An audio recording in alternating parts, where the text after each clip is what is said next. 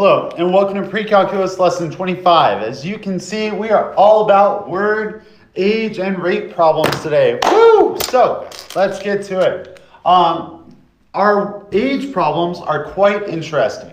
They're basically these little riddles that go on and on.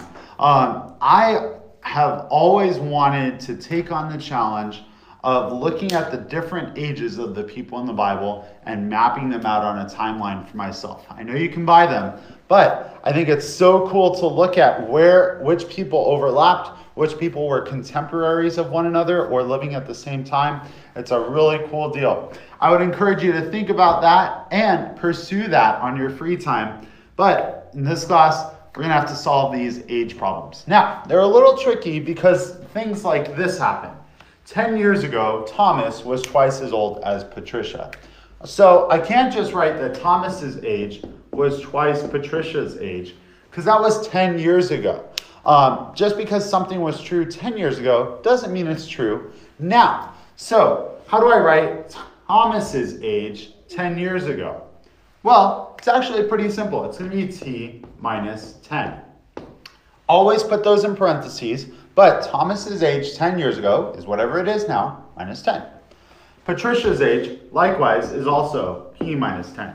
I would highly encourage you to make sure you read the question carefully so that you know, are they talking about their age 10 years ago or now?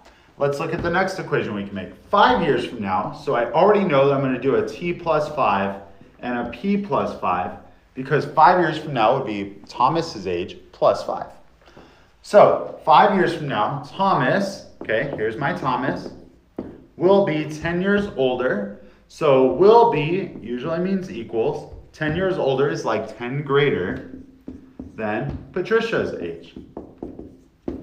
From there, how old are they now? So what do I do with these two equations? Well, it's a system of two equations in two variables. I'll distribute out to make this a little bit easier for us. And you can solve that. This lesson is incredibly long. I already know you know substitution and elimination, so I'll leave it there. Moving on to the next one, we're going to encounter rate problems. Now, the idea is this. You have someone working on a project and someone else joins them. Now, people don't always work at the same rate. Some students finish their math homework in 20 minutes. I don't understand it. Some people take 3 hours to finish their math homework, usually making sure they got them all right, showing their work. Please don't spend 3 hours on math homework. Anyways, unless you are missing 3 math sets and then you have to, anyways. So we are going to deal with each person's rate. Now, in general, just like we did distance equals rate times time, we can say that the number of jobs someone does is equal to their rate at doing that job times the time. Another equation that you'll want, if you have 2 people working, so this is 1 person working, if you have 2 people working on a job, it's going to be the first person's rate times the time they work, plus the second person's rate times the time they work equals the number of jobs you get done. Right? It's the number of jobs the first one does plus the number of jobs the second one does. But this is cool because we'll use it in this problem. We have Joe and Merle working on their jobs, but they have different times, they have different rates, so we need all of these things.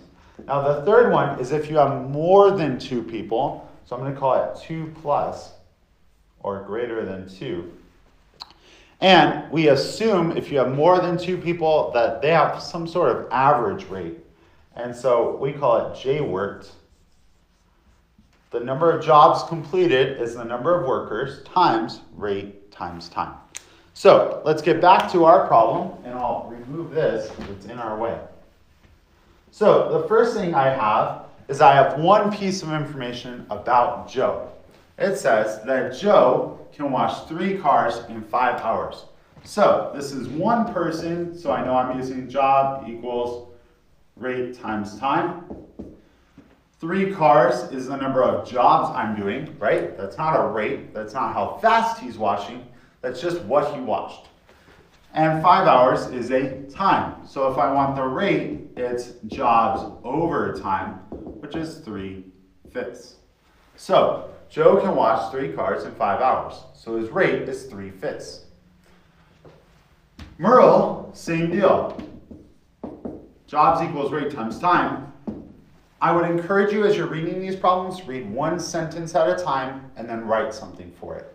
I've split this into 3 because if I read the whole thing, I'm lost. I have no clue where to start.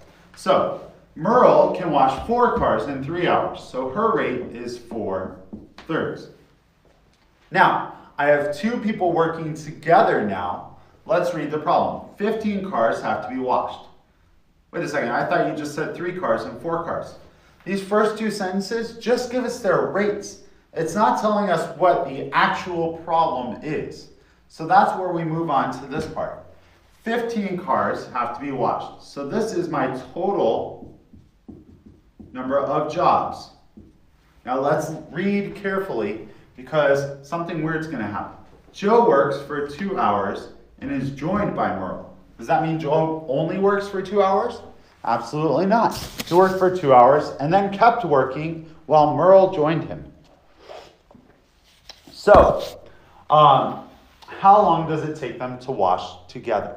So, here's how we're going to write that out. We remember if we have 2 people working, the equation is R1 T1 plus R2 T2 equals the number of jobs. Now this is my overall equation, but we're going to call person number 1 the person who starts first, so that would be Joe. And we're going to call person number 2 Merle, because she starts second. Now I'm going to plug in everything I know, and hopefully I can solve this equation. Let's see. So Joe's rate is 3/5. Joe's time, we don't know. All we know is that he worked for 2 more hours than Merle, but we don't know exactly how much time he worked. Okay? Don't plug in 2, please. Read the question carefully. Merle's rate, we know, it's 4/3, but we don't know her time. Do we know the total number of jobs? Well, yeah. We needed to complete 15 cars worth of cleaning. So we have that equation. Since it has 2 variables, we don't have enough information to solve. So let's see what other information. I used all of this. I used the 15 cars. Joe works for 2 hours and is joined by Merle. That can be an equation. What's that equation? Well, Joe's time is Merle's time plus 2. He worked 2 more hours than she did. Now from here, you can solve this system of 2 equations using substitution or elimination. I would use substitution because you already have it solved out. Here's a word of caution. Many students will get this wrong because they give me the wrong time. Let's read the question again. How long does it take them to wash together and finish? So which time are they asking for? Are they asking for Joe's time or Merle's time? In fact, they're asking for Merle's time because Joe worked 2 extra hours, but the time they worked together would be the time when Merle was there. So you'll want to solve that from there. Now let's move on to the next one. This is unfortunately not our last word problem. I'm sorry, guys. So May can empty 2 bottles in 3 hours. So it sounds like this time the number of bottles is our jobs and 3 hours is time. So our rate is 2 jobs or 2 bottles per 3 hours. That's fine. So that's the rate of May. Working with Wilbur, they can empty 4 bottles in 3 hours. So does that mean that Wilbur's rate is 4/3? Absolutely not. That means that their rate working together would be 4/3, but that doesn't help me. So when we have people working together, we have to use that second equation. So let's write it out. Rate of May, time of May, plus rate of Wilbur, time of Wilbur, equals the number of jobs. Now, what do we know? We know the rate of May is 2/3. Do we know the time? Now this comes from you reading the question carefully, okay? Working with Wilbur, so they both work together for the same amount of time. Here, Joe worked longer than Merle. Here, we have, man, I lost it. I lost my train of thought. It's done. It's over. Lesson's over. No, just kidding. Here, we have them both working together at the same time on the same jobs. So I can use 3 hours here for both times because they work together for 3 hours. Now, what's the rate of Wilbur? Well, it turns out the question is asking what's Wilbur's rate, so we probably won't know that. And do we know the total number of jobs? Again, they're both working together for the same amount of time, and they can empty 4 bottles in 3 hours. So that's why I plug in 4. Can I solve this equation for RW? Absolutely. But we have one more type of problem to address before the lesson's over. And it won't be pre-written, so you're going to have to mind the gap, if I may, or the delay. So this problem is a little bit different than those.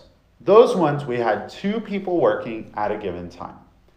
Now we have many people. So let's read this problem. If 5 workers, so we already see that it's more than 2, can do one job in 8 days,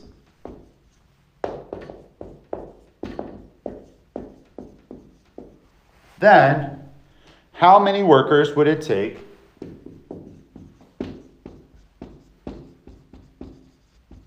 to do 3 jobs in 7 days? Now, the general way that these problems will work when you have more than 2 workers is as follows. You're going to start with your equation for more than 2 workers, which is jobs equals the number of workers times the rate times the time. And you're going to solve for the rate. So they're going to give you enough information to solve for the rate. Let's do it. So they said 5 workers, we don't know the rate, 1 job, 8 days. Can I solve for the rate? That's 1 job over 40 worker days. That's weird. Anyways, R is 1 over 40. Now, you're going to take that information, which is not what they're asking for, and you're going to plug it in here. So now we're going to repeat the whole process again. Jobs equals workers times rate times time. But they ask how many workers, so I know this is my real unknown. So I'm going to leave that unknown, right? I can't use any of the information from the first part. This is a new part of the problem. So how many workers could do 3 jobs? Well, jobs is 3 in 7 days. What's the rate? Well, we're assuming that the rate of workers is constant, and it's 1 over 40. Can I solve for the number of workers now? Yeah, easily. It's going to be 120 over 7. So, I mean, that's not great, but 17.14, you would probably want to say that you would need 18 workers by rounding up. Obviously, you can't have 0.14 of a worker, and if you said 17 workers could do it, then I'm sorry, that's not true. 17 workers would not do it. You need a little bit more, so you'd need 18 workers. And that, my friends, is problem set 25.